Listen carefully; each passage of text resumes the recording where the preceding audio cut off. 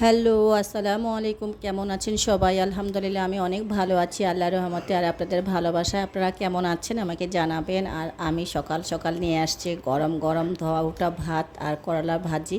আমার তো করলা ভাজির সঙ্গে গরম ভাত আর লেবু দিয়ে খেতে খুব ভালো লাগে। আপনাদের ভালো লাগে আমাকে জানাবেন। আর নিয়েছি ডিম ভুনা। আমার কাছে সকালবেলার ভাতটাকে ভর্তা ভাত, ডিম ভুনা, করলা ভাজি সাধারণত এটা খেতে খুব ভালো লাগে।